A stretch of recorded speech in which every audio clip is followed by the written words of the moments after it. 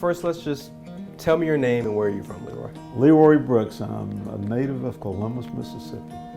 All right, where do we begin? How old are you? I am 69, and in probably about 3 weeks I'll be 70. Wow. Okay, so what is your earliest childhood memory? Well, is growing up west of the river in the rural part of the county that they call the prairie, and I still fondly refer to the ferry. But it was growing up with my brother and 4 sisters, and living along a dusty road in a house with 3 bedrooms, outdoor bathroom, and I remember the playing with other kids. We would have to walk some distance to get with other kids, but so I enjoy that, the simple way of life, roaming in the woods, fishing, hunting rabbits with sticks. And there were a couple of families that were real close to my family.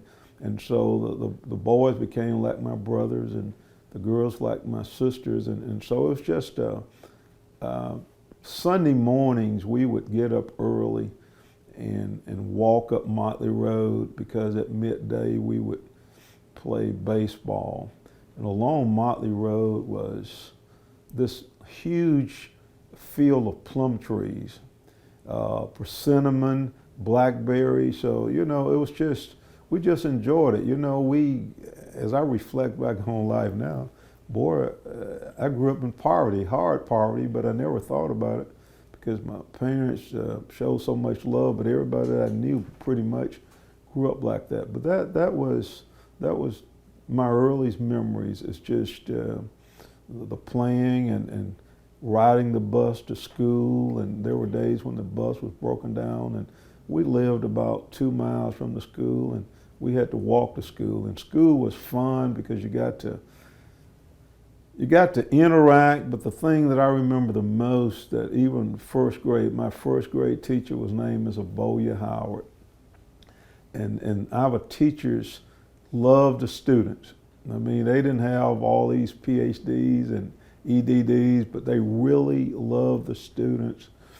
And I thought the other day, I said, thank God for switches and other things, because they would discipline us. They could discipline you, and they would call your parents and go by your parents' house. But it's just out on the playground, just having fun, really semi-isolated from a whole lot of things. As young kids, we were aware of segregation and the implications of all that. We understood, we were separate and how we were to interact. But it was a simple life, but it was a hard life in a sense. I could remember lunch costing 15 cents, and there were days that my parents didn't have the 15 cents to give us, so they would make us a bologna sandwich and put it in a brown bag, and we would take it to school. They would scrape up 3 cents for a box of chocolate milk, So those are some of my early days. And what did your parents do? Well, my mom was a cook. My father was he did a lot of odds and end jobs. He worked on the farm, and as a matter of fact, at one time, my father, grandfather, my brother, we all worked side by side in a hayfield, on the farm. When they started building the new Highway 82, he went to work in construction work, and he became the first black to work in District 5 of Lowndes County. I remember him leaving home that morning. He says, I'm going to ask the supervisor for a job. Well, the supervisor at that time kind of had a history of being kind of racist, and he didn't know what was going to happen. So he goes and he gets the job, and the guy says to him, is the reason I hadn't hired a black, because no black ever asked.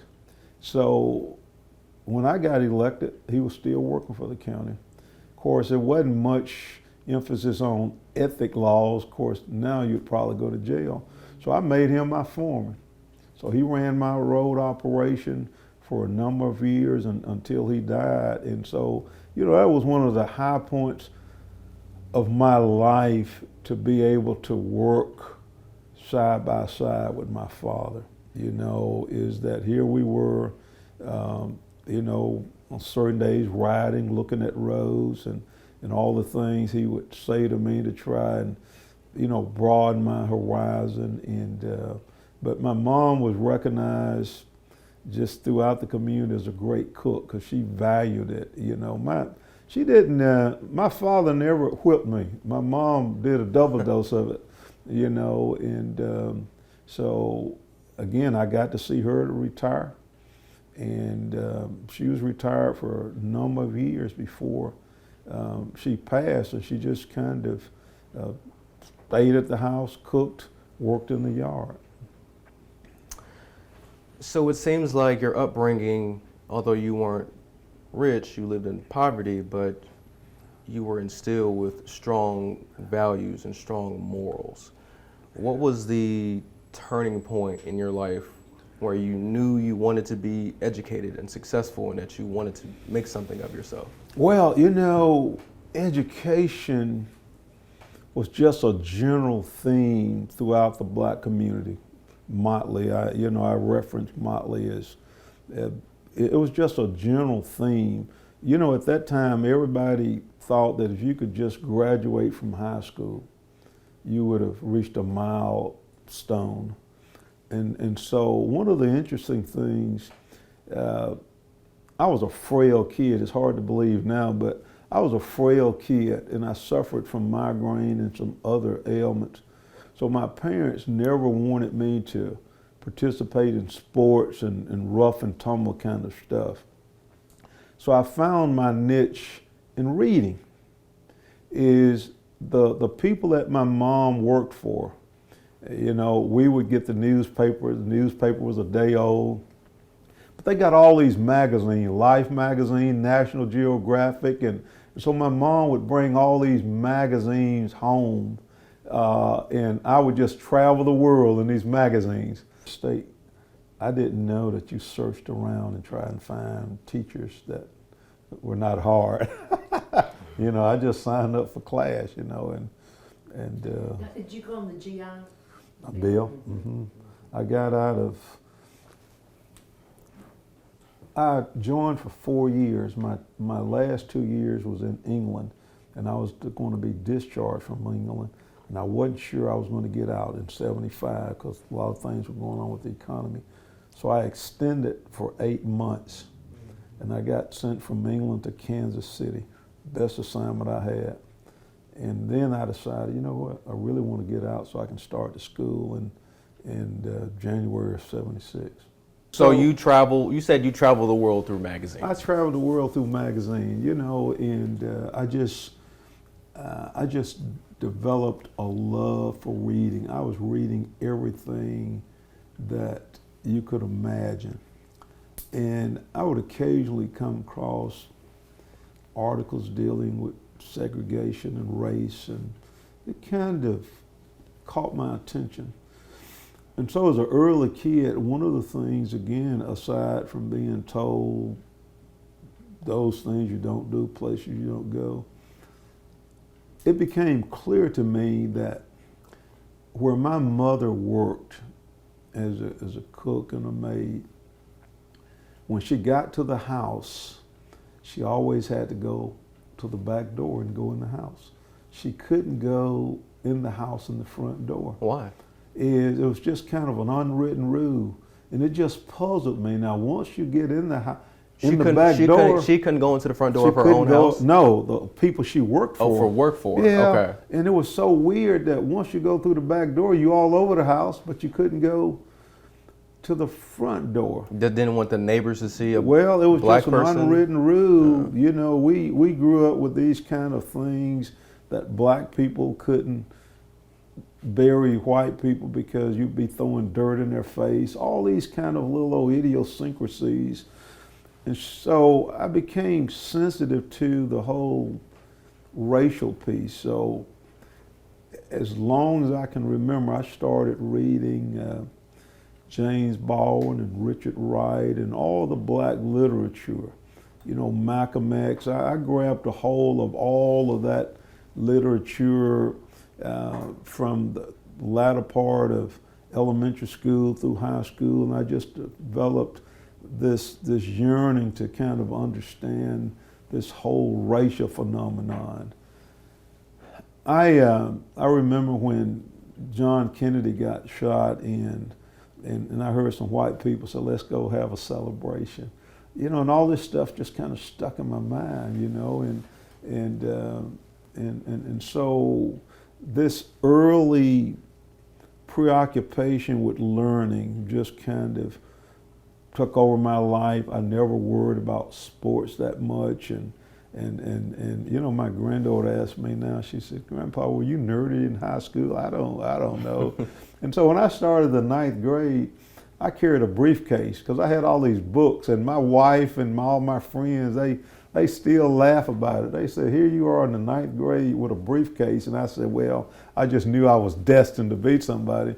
But, that was kind of helped shape my thinking. But again, working on the farm where you had all these black men, and they seemed old because I was so young. I probably started doing work when I was 10 years old. I worked in the hayfield. I picked cotton. I helped plant soybean. As a matter of fact, the former mayor, Robert Smith, and I, we started 1st grade together. Worked in hay fields together, cotton fields together. So we worked because we wanted money, and we wanted to do it honestly. My parents instilled in us 2 things you don't do. You don't lie and don't steal. I mean, it's just, and that work ethic, and so all of my life, as long as I can remember, I've wanted to work because I wanted to earn my money. And of course, the big thing, the fair was one of the biggest events in this community when I was a kid. So we would go to cotton fields and pick cotton to earn money to go to the fair. Well, if you stayed on a semi-plantation or what they call quarters where a lot of black people live and often work for the whites, a lot of black kids during cotton picking time, they went to school half a day because they had to go pick cotton. My parents raised cotton for a couple of years, not a large farm, but I just learned a lot. And I saw how these black people that I thought were so old just worked so hard, especially my mom, because she would go to the people she worked for, fix breakfast, go to the fields, and of course what they did, they gave all of us, they made little Kroger sacks that we picked cotton right behind them. And I just always remember so distinctly one day, my mom was out there and she was just hot and just, I thought she was gonna faint, and I said to her, why don't you quit? Why don't you quit? And she says, you don't ever quit until the job is done. And that's just kind of stuck with me in everything I do, and so again, growing up in that segregated environment kind of opened my eyes to the whole racial phenomenon, and throughout my life, sometimes I find myself confliction with it, but as kids, we just kind of understood. And of course, when we got out of the 8th grade, we went to hunt.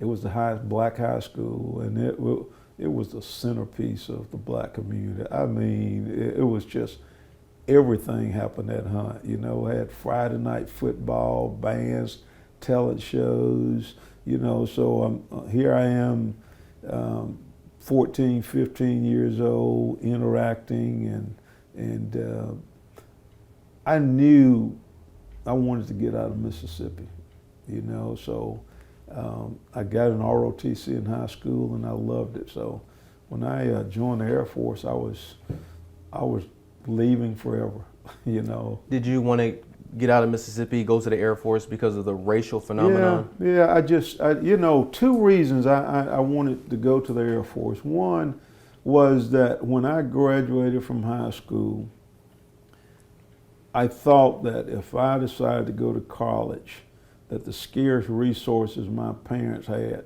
they would probably try to use it to help me when I had other brothers and sisters. So I said, you know what? I don't want that to happen. The other thing was I wanted to get out of Mississippi, you know, and so I joined the Air Force, and it was the greatest thing that I've ever done in terms of my life story, because again, I was able to see some things, and that is when I really recognized how poor we were, you know, because all of a sudden now is here I am. I joined when I was in July. I was 17, turned 18 in August. And so I'm meeting people from all over the world with different perspectives and different ideas. And so. Did you see the racial phenomenon, you know, overseas compared to what you saw here in the States? Well, no. You know, actually, you know, the military try and run a very tight ship, but you're going to run into individuals that's got these racial peculiarities. I remember one of my first roommates. My first base was Wichita, Kansas, McConnell Air Force Base. I had a roommate named Gary Segrist. He was about as racial as you could have ever imagined. But we developed a relationship. And I remember him saying, Leroy, let's go to a club. And I tell you, we went as far in the backwoods to one of those honky-tonk joints as you could have ever imagined. And, you know, I was the only black there. Here I was 18 years old, and everybody's drinking. And, of course, nobody said anything out of place, you know, but I knew he was a racist, but we developed a relationship. You developed a relationship with a racist. Right. You know, is that if you say anything out of line, I'm probably going to hit you in the mouth, you know. Did he ever say anything? No, you know. You know, my friends sometimes tell me, so you were never a real kid, so you've always been so serious. So even the guys in the barracks, you know, I wasn't drinking, corralling, doing all that. Is from the time I joined the Air Force and got my first duty assignment, is they had on-base courses. So I was somewhere taking a course. So everybody kind of got to see me as kind of a serious kind of guy, focus on real stuff. And of course I had fun, you know. I've never been a guy that's been wild and rowdy, you know, and spent a lot. I find that to be very interesting. My first impression of you was, you know, at these economic development events, you know, a groundbreaking, and you were at the podium. You were like the comedic relief, and you were funny and very personable. And then you actually meet you, and you seem very serious. So where do you get that humor from? Well, you know, one of the interesting things, I've been public speaking most of my life. I gave my first public speech in a church at age 15, entitled Don't Let the Devil Ride. It was just kind of a natural ability that I had. And so over the years, I've just had many speaking engagements in a whole lot of different venues. And one of the things that I can be, as a speaker, real serious, but I kind of learned that you got to interject some humor, you know. And I remember my best friend died, Joe Edwards, and I was just torn apart, and I was the only person that got to speak. So my wife said to me, don't get up there and be sad and somber, you know, just lift up things. And so I learned to do that. And so over the years is in my public speaking, I just learned to kind of interject, you know, and I always thank Joe for giving me the opportunity. He says, you know, wherever we got something going on, you know, I'm going to have you there, you know, and that's the public persona. I am really kind of a reserved, kind of enjoy being by myself as I've gotten older. But I am serious even now. You know, my friends remind me, you just need to loosen up. So when we had the Juneteenth ball this year, I decided to get out there and dance a couple of dances, and everybody kind of like, wow. Who is this guy? You know, we just never seen that. I'm very curious. What I find fascinating for many older black folks, but particularly you, who have endured micro and macro aggressions and racism in their past and in their life, how do you keep your sanity? How do you not rebel? How do you stay balanced and even keel and work within the system instead of against the system? You said that you were raised to not, lie, cheat, and steal. How do you keep that moral compass, knowing that the community in which you grew up in was not morally fair to you? Well, when I got elected, I said to some people, I'm going to come and shake the foundation of the courthouse. Now, in saying that, I never thought about the great pushback. And so about the first or second board meeting that I attended, one of the supervisors leaned over the table. He says, hell, I don't care how long you stay in college. This is the way we do business. And over a period of time, we would develop a good relationship. And I still say to people is, I've been conflictual about a lot of things, but I understood why I ran for office in the first place was to change the trajectory of this community. And so almost 40 years later, I pride myself in never having taken my eyes off the prize. And the prize was to empower people that their lives would be better, that their thinking would be different. And I've gone through when I first got elected, there was a group of older white men west of the river that formed kind of a posse. And their whole goal in life was to destroy me. I've been investigated 28 times by the state auditor's office.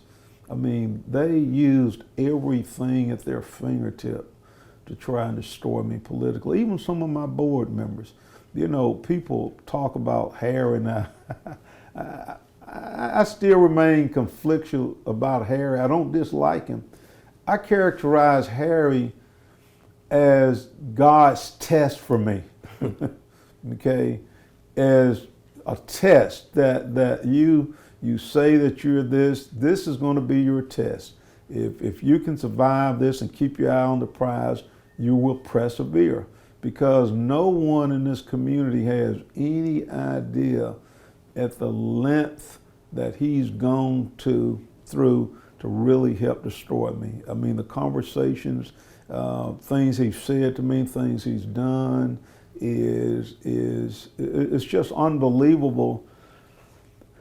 And I remember him several years ago getting really sick. He had pneumonia. He had been in the hospital for a number of days. And I got up in my church and I asked my church to pray for him. And after church, people came up to me and said, hey, I can't believe you asked her to pray for Harry.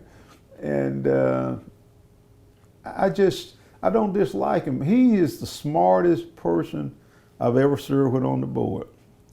He has these sometimes seemingly racial inclinations, but then the other thing is sometimes he just seems like he doesn't care about people. He's smart, so he became my test. He was the one guy that said to me, I came up here to put you in your place, and I just kind of laughed and smirked at him. So it was two other people in the room when he said that. So one of the people have died, and he can't remember the other person in the room. But there was another person in the room. But it was kind of my test. And I've seen this racial piece most of my life, and even today. I tell some of my friends, I said the black man is a very conflictual animal because he has to deal with a lot of different kinds of things. If he's overly aggressive, people, you need to watch him. If he's passive, he's lazy, It's just a whole lot of different things you're dealing with within the framework of the American dream. So, I say to people, I don't have to apologize. I worked hard, I served my country, I got an education, I take care of my family, and I've persevered, and I think it's taken all of this time for people some of the people that really didn't like me, they'll come up and say, you're really not like what people say, and I'll say, what do they say? And I know what they say. I've seen white people right on that sidewalk that would meet me and they would get off the sidewalk. So I've endured all of that, but again, I ran for office to be a change agent, and I was in the Y one day.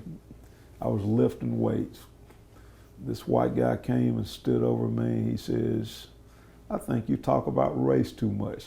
And I'm saying, I've never seen this guy in my life, and I used some choice words, and he left, and I went on back to start lifting weight. And the irony of it is, he still comes to the Y. Whenever we're in there together, we have these long conversations. It's kind of like, okay, because they didn't know me. Do you think it's an uncomfortable conversation for white people and other people? Well, it is sometimes. I think people hate to talk about race because they are afraid sometimes how they feel may emerge.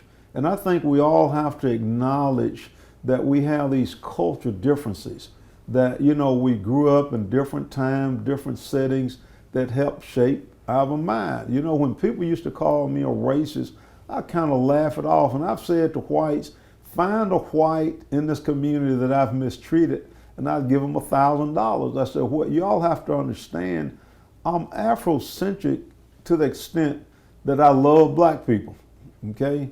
I appreciate my heritage. I came up hard, and so when I reflect back on where I've come from, it means that I want to do more to change the dynamics of the community. I've never been a racist. I'm just sensitive to the issue. I think it's an issue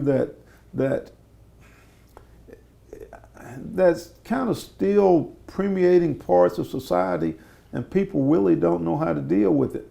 I used to think that to address racial insensitivity, that you had to have all these people in the room, and of course in the Air Force they went all out the way to have these social action officers, and all the soldiers had to go through all this racial sensitivity. I think the secret to it is individually.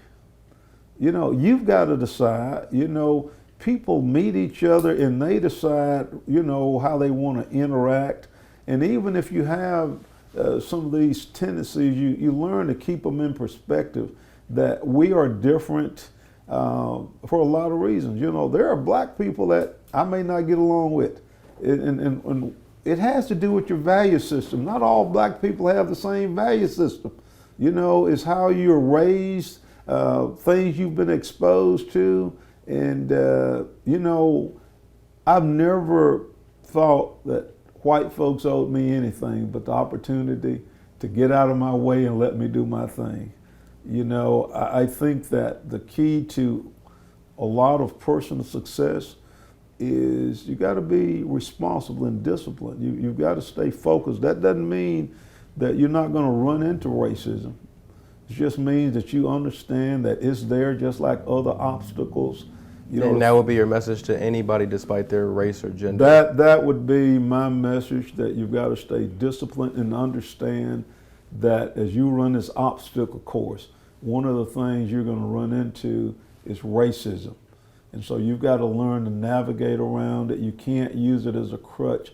I've always used it as a motivation. You think black people are racist? Yes, I think black people are racist. And there's a lot of studies that say it's impossible for black people to be racist, but I think black people dislike people because of their race. But then that's not necessarily just a black disliking white. Historically, black people were kind of acclimated to disliking each other, because light-skinned blacks worked in the house, they were given preferential treatment, and dark blacks worked in the field. And if you look throughout history at some of the most successful blacks in the early days, they were light-skinned and in many instances half white. You know, it just shouldn't be used as a crutch. You know, systemic racism, I think that as we just saw with the Supreme Court decision on affirmative action, I think the impact is going to be great. I think those kind of things really impact this country, and I'm very concerned about seemingly we going in a different direction. But everybody doesn't have that sense of motivation and inspiration. Do I think racism is a major obstacle? Yes, but you're traveling on an obstacle course, and there's other things. I always valued, and I try to be very humble about it, I've always valued my sense of learning. I think the more that you learn and the more that you understand, the more secure you are, the better you're going to be in handling. I'm a very secure man. I'm not intimidated by anyone. I'm not fearful of any situation. I feel comfortable enough to talking to the President of the United States or anyone. I would, you know, if I could be guaranteed my safety, I'd go to a Ku Klux Klan meeting. I'm just that secure in who I am, and I think we have to develop that kind of sense of security to do the things we want to do. You mentioned the eyes on the prize. So what was the prize when you first got onto the board? You said you wanted to shake up the political landscape. You know, the prize was, from my perspective, that black folks had been left out so much. I grew up, again, on Motley Road. When you turn from the highway onto Motley Road, the only pavement on that road was past the first white family's house. Okay, we were the next family. So from my family for 6.5 miles on down the road, it was gravel. That was throughout the area. That, you know, whites benefited from supervisors paving roads, building cattle gaps, and so here were black people living on these dusty roads. And let me tell y'all, growing up, weather was seasonal. We had extremely hot weathers, extremely cold weathers. So, you know, a lot of traffic on the road, all that dust settling on your porch. And so I saw those inequities. And so when I took office, the first road I paved was Motley Road. The next road I paved was, which is now Taylor Thurston Road. It didn't have a name at that time, but it was the road that my church was on. So as a kid, we walked to church a lot of times, and you know, my mom and the ladies would have flat shoes that they walked to church in, and then they would get to church and change. So, you know, there were not a lot of blacks on boards and commissions, and blacks being hired, and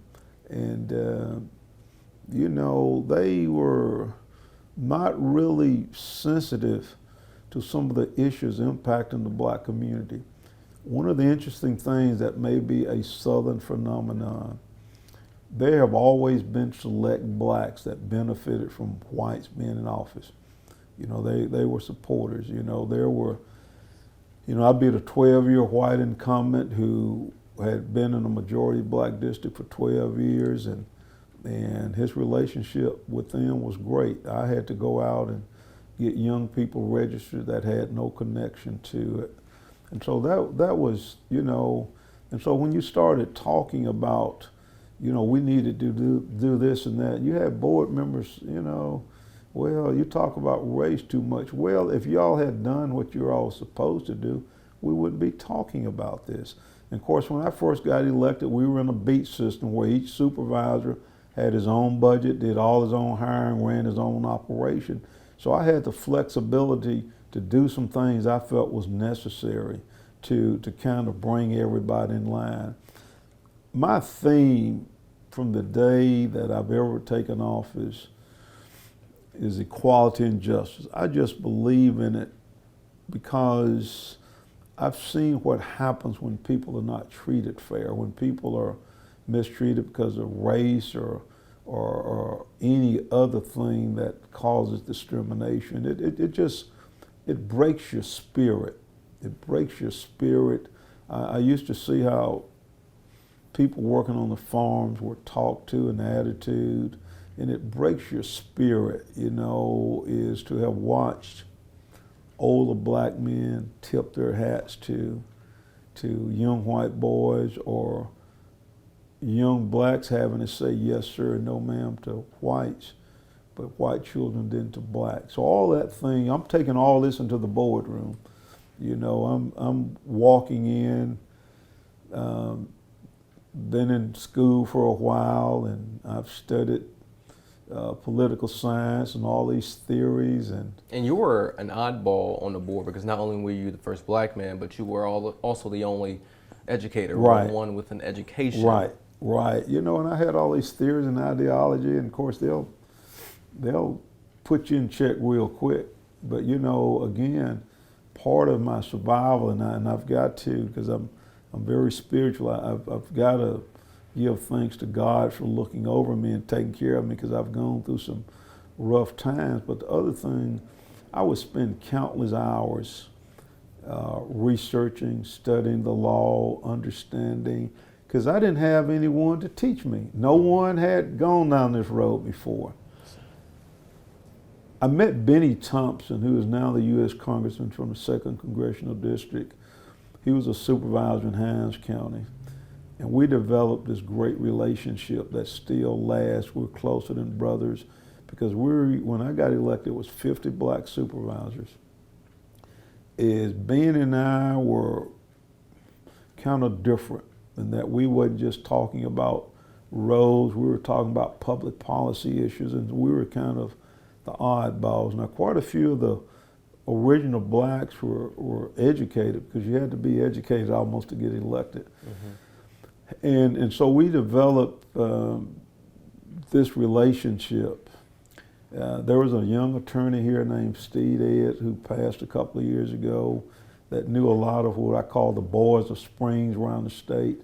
They introduced me to a lot of these people.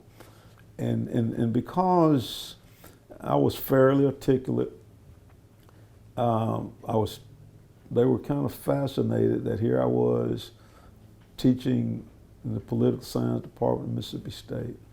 So I got the opportunity to participate in a lot of forums and different kind of workshops, and that gave people a chance to see that I had a little sense, and somewhat articulate. I try and be as humble as possible, but sometimes you have to kind of rise above the humility to tell the story. But and so that ability to interact in these different kinds of venues with professional people, black and white, that they said, that guy there has a little going on for him. And so there were people that helped me nurture those skills through just interaction and meeting people. And of course, Benny and I, we would spend a lot of time together talking about the black agenda and what needed to be happening. And so I would bring it back. I'd have a lot of community meetings. The first community meeting I had after I got elected, probably a couple of weeks after I got elected, I had about 354 people attend a meeting, black and white, in West Lowndes. Despite growing up in West Lowndes, it took a long time before I could get a good support from there. And so these people start, my thing is, the election's over, I want to work with you, I'm your supervisor. What is it that you want me to work on? And so they started outlining some things. One was a boat ramp that they call Leroy Landing. There were named after you? Well, that's what they called it, because I got it built. And the reason, there were about 3 guys in the bleachers saying, we want a boat ramp. Well, the Corps of Engineers had said, we're not building a boat ramp where they wanted it. And so there were a couple of guys working for the Corps that I developed a relationship with, and they worked with me, and we got that boat ramp built. Artesia, people in Artesia, we want some playgrounds for the kids. We got the playground, and there's a road that goes past the Shell station to Old West Point Road. That road wasn't there, so they said we wanted that road. So in 18 months, I have found funds to make all this stuff happen. Again, because I had begun to network and I knew how to reach out. And of course, the one thing that took a little longer was a public water system. Governor Ray Mabel's the governor. We had developed a strong relationship. So again, meeting these people that helped nurture me and get me to understand the bureaucracy, but still back in the boardroom, these, not all board members, there were some that tried to help facilitate, I know Harry is the most infamous board member as it relates to he and I, but there were other board members that in their own solo way, but they thought that they were reflecting the wishes of their constituents, which they probably were, is that you all got to go up there and put Leroy Brooks in his place. That was like an unwritten rule. It was an unwritten rule. And now, correct me if I'm wrong, but there are stories about fights taking place at the Lowndes County Board of Supervisors. Not physical fights, but we had some really emotional, we've had some lively board meetings because from time to time there were issues that I would put out in the community and I said, look, I need y'all support. It was not unusual for 200 or 300 people to come to the courthouse. They would be lined to the front door.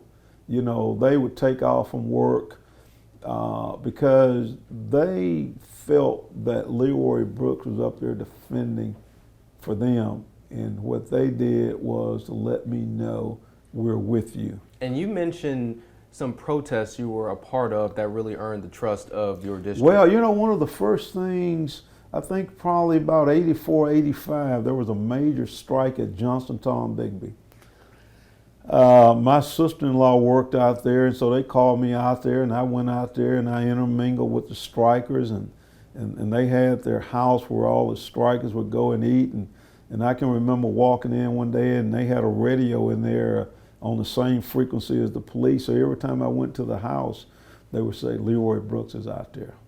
And so I had one of the prominent blacks come to me and said, Leroy, so you can't win this one. I said, well, I'm not trying to win this one, but these people have elected me and I think that I ought to be a part of because I'm sensitive and I believe in what they're doing.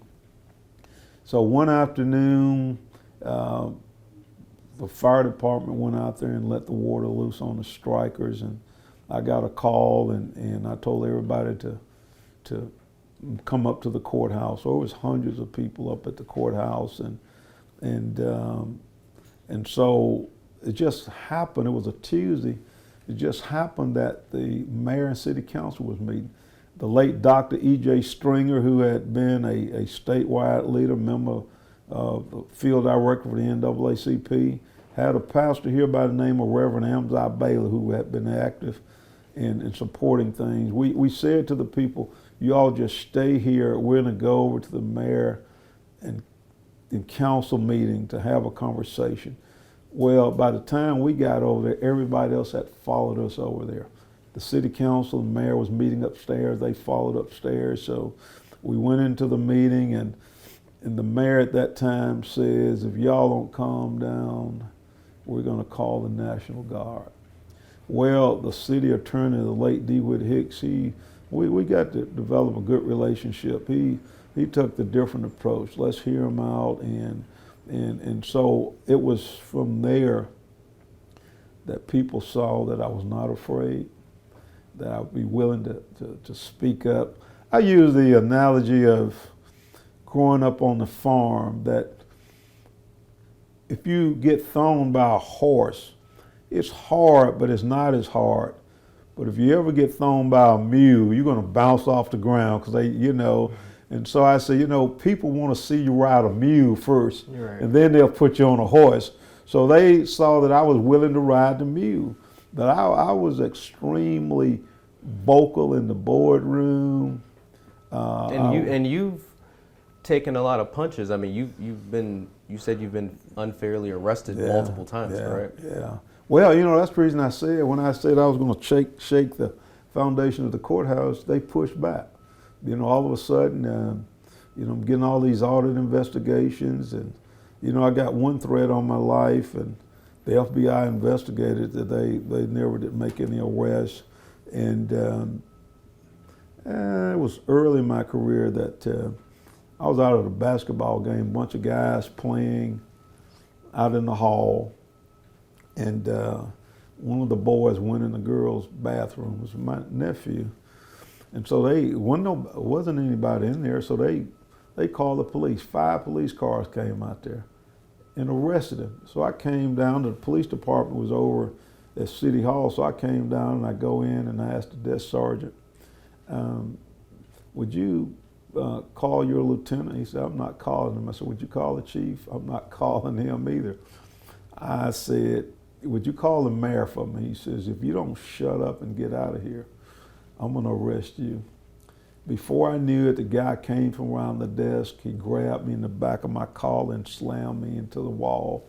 And my first impression was to come up to hit him, And I guess what made me angry is he was about that tall, slamming me into the wall.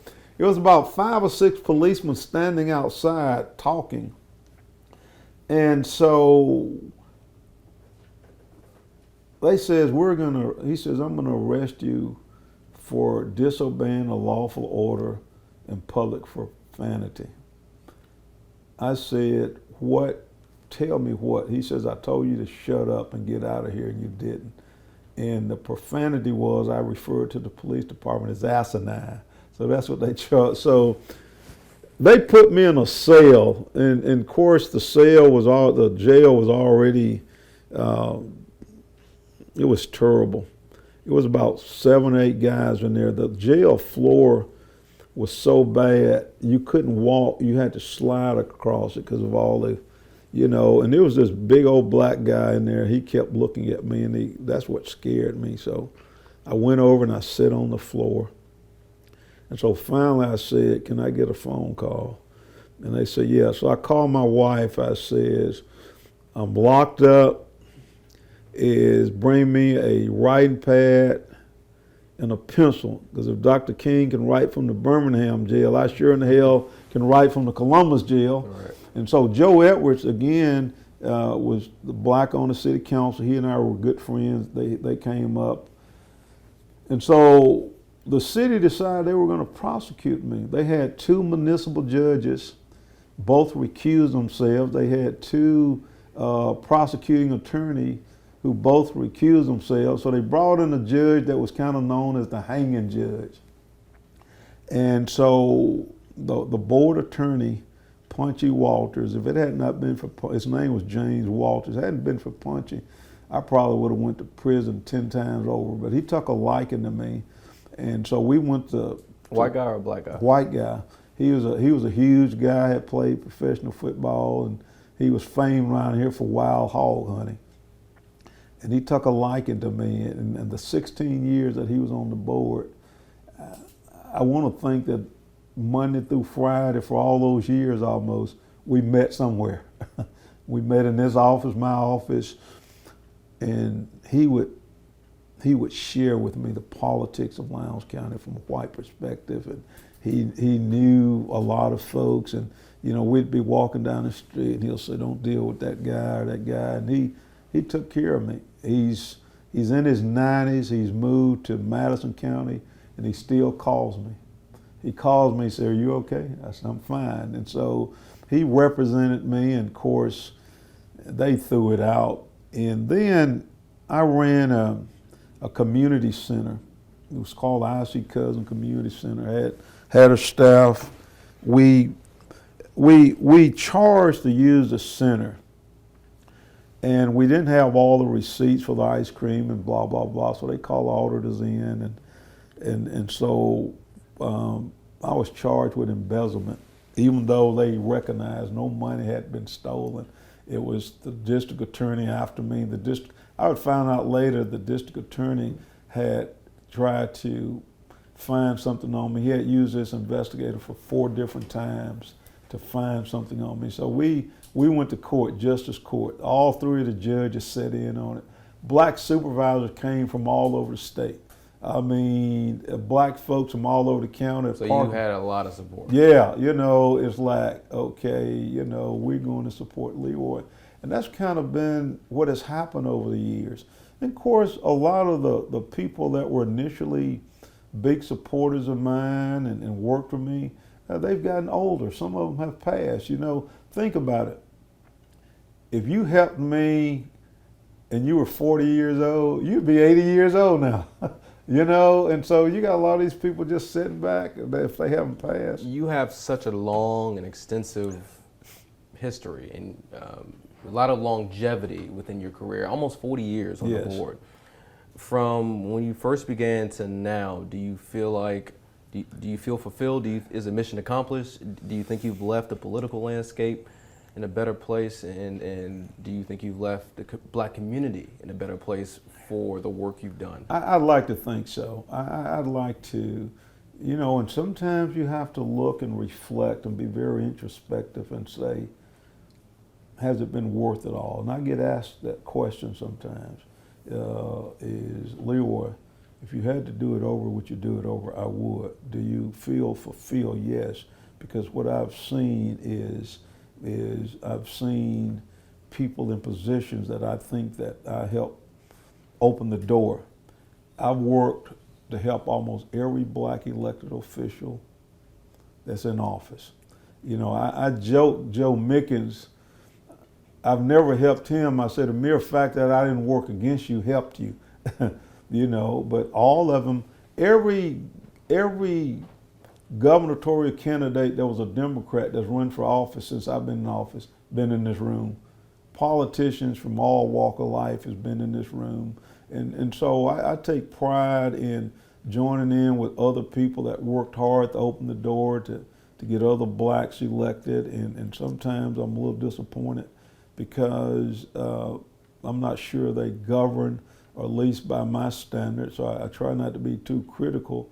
Is that people will come to me now and say, I'm thinking about running for office. What do you think? And yeah, it's good to have education and training, but the thing that's most important to me, do you have a commitment to the community? Or are you a person that's gonna work with the least of one? I think that I've been the voice for people that can't speak for themselves. Would you consider yourself a traditional Democrat compared to, Democrats who are in office today? Well, is that to some degree, sometimes I think I need to characterize myself as an independent, because there are policies on both sides of the fence that I just can't buy into. But yeah, I'm a basic Democrat. But I think more importantly, whether you're a Democrat or Republican, that you should understand the reason you're there are for other people, to change other people's lives, to make their lives better, is not your own personal agenda. And sometimes I see that, not just locally. I've worked with Benny Thompson and myself and a couple of others. We were the founding fathers, if I can use that, of the Black Association of Supervisors. In 1985, we were in Biloxi at our statewide conference. Now, 50 black supervisors, all the different boards. It was only about 2 blacks serving out of 60s. So we met in one of the back rooms down there, and when they had the General Assembly, we took to the stage. And boy, let me tell you, it was something serious. I mean, one of the interesting things at that time, you had a lot of white catfish farmers and farmers elected in majority black counties down in the Delta. And boy, these guys, they were rough, but I was rough. We pushed back. So we founded the Black Association of Supervisors. So 85 is 50 black supervisors. Now it's 142. I think sometimes we did more with 50 than with the large numbers. So I have not just been involved locally. I've been involved statewide, and again, that's contributed to people taking me by the hand and plugging me into different places. But I like to think that I've kind of been a catalyst to change in this community, and I think that as time has passed, some of my white critics have kind of finally said, well, Leroy's not as bad as we thought he was, whatever that means. And I don't get upset about that. I don't get upset. I don't have total black support. There are black people that don't like me. My wife will say to me sometimes, you bring out the worst in folks. I said, because people are not accustomed to such serious nature and straight and matter of fact. She reminded me one time we were going through, I think, Piccadilly or Morrison to have lunch. And the lady said to me, do you want that? And I said, no. And so when we sat down, she says, you were just so short and abrupt. I said, it was no was the only answer. But it dawned on me that, sometimes it comes out. I've got some friends that are really critical of me, and I love it. Because they'll sit down and say, Leroy, you need to think about this, and it helps you. You don't need somebody to tell you everything is good. Now, one of my weaknesses, I'm so accustomed to hands-on that even when I work with people sometimes, I don't delegate like I should. I've got about 7 or 8 women that work with me on all this Juneteenth stuff. And they gang up on me. They'll say, we don't care what you say, we're going to do it this way. And I just leave it alone, You mentioned, you said it's easier to find women to be on these committees and boards than it is to find men, or particularly black men, to be on these boards. Why do you think that is? Well, for some reason, women seem to enjoy it. And the one thing I know for a matter of fact, they work harder. They work harder. I mean, if it's something they enjoy doing, they'll work harder. They'll get the job done. Does that go back to that what you said about black man being a different animal? Like, well, yeah, either docile or too aggressive, and there's not like even. Well, one of the interesting thing I've seen with this kind of this younger generation, it's hard to find black men sometimes that want to be on boards and commissions.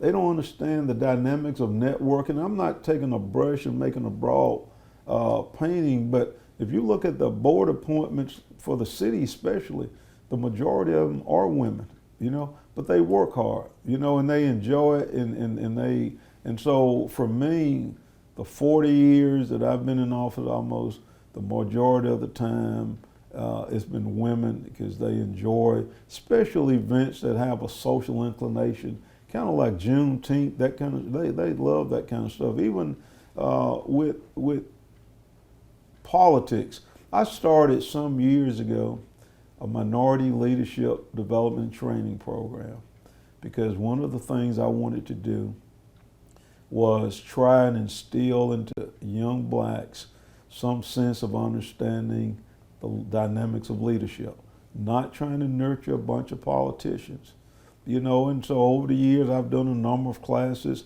I'm hoping to start one in January. I am a twice trained leadership facilitator.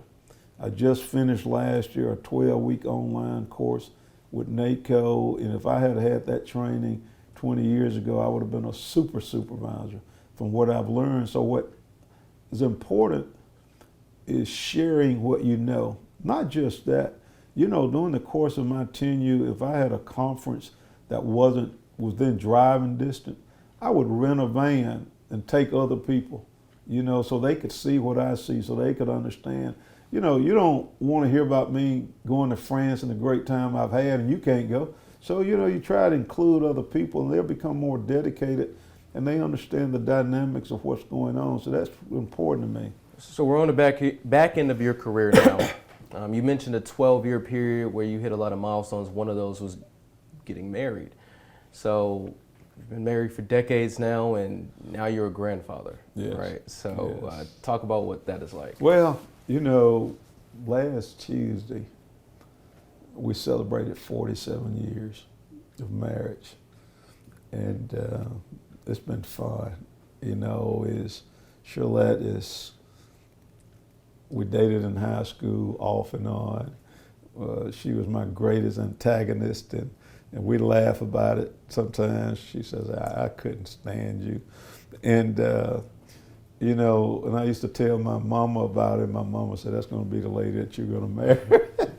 And so in the course of all the things I've ever done, I've never met a woman that I wanted to marry other than Shirlette. You know what I'm saying? And so I don't know many people that could have withstood what she's withstood in terms of what I've gone through. And so I love the family piece. You know, my kids still call me daddy. They still say yes, sir. And I don't see them as much. My daughter lives in Tuscaloosa, and my son lives here. So about a couple of months ago, I told him, I said, look, your dad is getting older and he needs to see y'all more often, you know, and so I enjoy that. I enjoy, and of course, you know, everybody, my daughter and I grew close, and my wife and son are close, but I love both of them. And I just enjoy it. And of course, people have walked up to my son not knowing who he was and say, were you kin to Leroy Brooks? They say he just looks like me. I mean, my son used to work at Sears in high school, and this guy came to our church one Sunday, and in our church they let you get up and say. So this man got up, he said, I just want to say something. He says, I was in Sears the other day and I saw this young man, and I just walked up to him and said, is Leroy Brooks your daddy? You know, but he's real laid back, easygoing. My daughter's real intense. She comes to your meetings sometimes. Well, yeah, over the years she would come. My wife and son have never been to a meeting ever. And every chance when she lived here, she would come. And she'll call me now and say, Dad, are they treating you okay? Do I need to come to the meeting? And so I remember one day we were sitting up, my wife and I, at the house. And I said, you know, honey, I don't guess we're ever going to have any grandchildren. And so it wasn't long thereafter, you know, my wife got home and she looked at me and she says, Ramona's going to have a baby. And I just, you know, and the irony, the day that my first granddaughter was born, you all, I was headed to Jackson to meet with the state auditor's office of an alleged complaint. So I'm in Louisville. My wife is working. My wife gets the call that Ramona is being taken to the hospital. So I said, I'll wait in Louisville on you. So we wait. She follows me into Jackson, park her car. I go up into the auditor's office. I've got 4 investigators questioning me about some alleged complaints. And they was going in circles, and I said, let me tell y'all, do whatever in the hell you want to. My daughter's having a baby. And I got up and walked out. So go there, and of course and so her name is Kaylin Honey Hughes. So I call her Honey Bunny. I started calling her Honey Bunny. Half of the people in this community know her as Honey Bunny. And so I never experienced anything like that. I mean, I would not talk to people unless they had grandchildren, because I thought they would think I was crazy. It was just such a feeling, and she became the only reason that I would ever shut down this office, you know, to go get her. And so she stayed with us for a while, and eventually my daughter and her boyfriend moved to Tuscaloosa. He was from Allentown, Pennsylvania. He would go up in the spring and summer and caddy. And so he had gone up and he had talked to Ramona, and I was going up to cut the yard, and my wife was in the car and the phone rang, and I could hear my daughter screaming. Gerald had a heart attack in the post office. and somebody picked up the phone and called her because that was the last call. And he passed away. He died, yeah, right there in the post office. So, you know, Honey Bunny was about 7.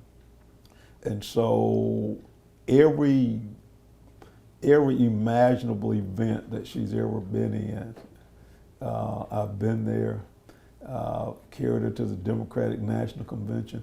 You know, and the irony of that, we were, I guess, Charlotte, North Carolina, and Mississippi had one lottery for one person that you put your name in the hat, and if your name was Joan, you could get inside where everything was happening. Her name was pulled, and I didn't think she'd like it. She got in there and she loved it. You know, she doesn't talk much about politics, so she went to the only magnet school in Tuscaloosa, and I'm telling you, it was a good school. Graduated. She's now at Tennessee State. She wants to be a veterinarian, and so she got into the modeling thing. She's a fairly attractive girl, but then she started working on this farm, you know, and she calls me and she said, "Dad, Grandpa, you know how many goats we birthed today," and all that. So she's doing real well. And of course, my son has a 12-year-old. So these grandchildren are kind of what I live for. You got the shovel back there. SDI, a lot of different economic development projects out here in the Golden Triangle. And a lot of those projects are where you grew up in your own neighborhood. So looking back on it all, seeing what your neighborhood looked like then and what it looks like now, how does that feel? Does it feel like progress? Or does it feel like memories ripped away? Well, you know, one of the things, I'm sure there's other people that get to be in this kind of situation, but to have grown up in the prairie and that rough soil and the desolate land that, you know, I had a guy ask me one time, he says, will the prairie ever be worth anything other than a $5 bale of hay, you know, and the cotton, corn, and then to see is first steel dynamics and then it was like a domino effect. So, you know, these areas that I roamed around as a boy to see it all manifest itself, it's like I was a part of that. This is a blessing. You played a major role in a lot of these companies. Well, you know what I'm saying? I've gotten to sit at every table to have evolved from an impoverished kid on Motley Road to sit around the table and make decisions about all these. That's heavenly sent. You know, not everybody get to do this. So, you know, it just gives me a feeling that you can't imagine to have played. You know, I used to tell my mom when I was a kid, because she used to work so hard, I said, when I get to be a big boy, I'm going to help change some things. You know, and so to see that's, you know, that's historic in itself. That is something I want to write my own narrative about, to have seen this and know that here was this poor boy on Motley Road that now gets to sit over here. I've gone from a shanty shack house to the largest house in the county, which is the courthouse. You know, words can't express that. You're 69, about 3 weeks removed from your birthday. I see a lot of golfing trophies in your office here. So, I mean, what's next? You're just going to go full time on the golf course? No. You know, one of the things that, you know, back in 1996, there were some guys, black guys, had been in the Air Force, played golf, and they wanted to form a golf association to work with kids. I didn't play golf, but they knew I had the skills to put the organization together. So they came and I put the organization together, and I liked the guys, and I've stayed with them. I'm one of the original chartered members. Somewhere, and I don't remember how long ago, is I had, I guess what the doctor characterized as a major stress attack. Stayed in ICU for a week, and he says to me, if you keep working hard like this and don't take a break, you're gonna die. So my wife bought me a set of golf clubs, and I started going to the golf course, and I think she regretted the day she ever bought them. it was as addictive as drugs.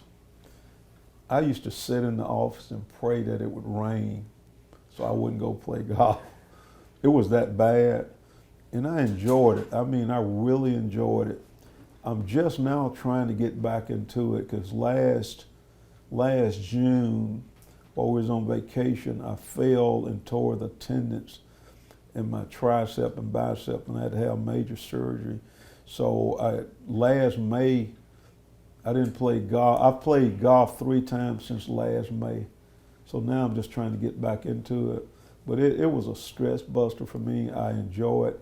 But you know, I really want to, I want to tell a story. I want to write the story myself, but I don't want it to be just a political story. I wanted to write it from a perspective of a spiritual perspective of the things I've been through and how God has blessed me and brought me through. I want it to be a spiritual inspiration thing. But more importantly, I want to write something dedicated to my 2 granddaughters, because I want them to know what their grandfather has gone through and what it's meant. So if nobody else look at it or read it, I want them to see it, because I think it's important to know that history. You know, since I've been in office, I lost my father, my mother, and 2 sisters, you know, and so this journey has been a good one. It has not been without some rough spots. But, you know, if you ask me today, I'm feeling like I'm on top of the world, waiting for my election in November, and prayerfully I'll get reelected and just keep doing what I'm doing. Leroy Brooks, change agent, server of his community, and yeah, congratulations, and I can't wait to see what the future looks like for you. Thank you, sir. Thank you.